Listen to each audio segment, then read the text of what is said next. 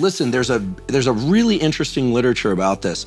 If you look at sort of who people select to have sex with versus who people select to try and form long-term relationships with them, I mean, there are many men who would not choose to be with the woman that is most attractive to everybody because they don't have the confidence they could keep her.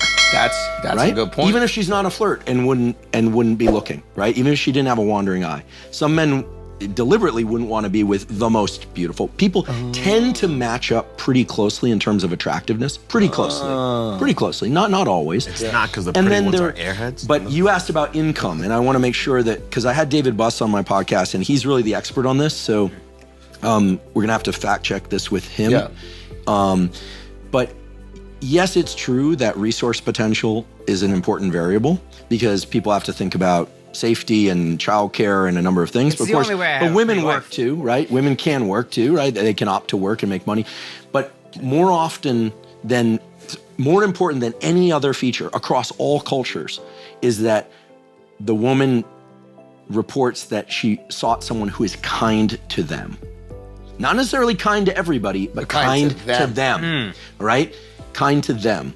Okay, so even if you think of like extreme money, right? Extreme money, or you think of extreme bodies or extreme resources, right? That somebody has. Women, in terms of who they tend to pair up with long term, assuming heterosexual, right? They're heterosexual, because here we're making a bunch of assumptions.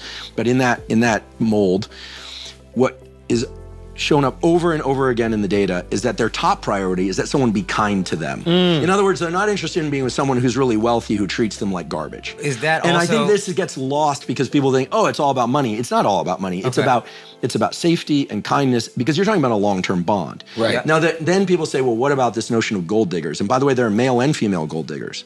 I had friends in college who would say things like they wanted to marry a really wealthy woman. I was like, really? I just heard this from a few people. I was like, wow, you're thinking about that as your primary concern? They're like, no, but it would be great. I would hear people say that. There are also the female to male version of that. It's actually pretty rare, right? It's about safety and resources. And this also varies by culture, whether or not women tend to work or not work. But overall, again, I don't mean to, be a dead horse with this, but it's really that kindness towards them is critical, but not necessarily kindness to everybody. Is that tied to reproductive success also? And that, like, if he's kind to me, he'll be kind to my kids, and they have a better chance of surviving? Yeah, we're doing a bit of a just so story there. Like, I don't know exactly what the experiment would look like, and I'm sure the experiment's been done, but I have to assume yes, right? Because the last thing you want is someone with a ton of reproductive potential, resource potential, who's going to treat you like garbage. Chances are they're not going to stay with you. Or you're going to be there, but then they're going to bring in other mates. And so when you look at the roots of jealousy and concerns about infidelity, or you look at the roots of sort of like concerns about resource potential and all that, it all kind of makes sense in this very old-fashioned model. It also makes sense in the model that we live in now. Kindness toward each other is fundamentally the most important variable, which is kind of reassuring. I don't say that to be politically correct. That's how the data fall out. And that never gets discussed because it's not as edgy as thinking like, oh yeah, it's all about money, it's all about beauty, it's all about this, it's about the Lamborghini. It's like, no, like how is he gonna treat you?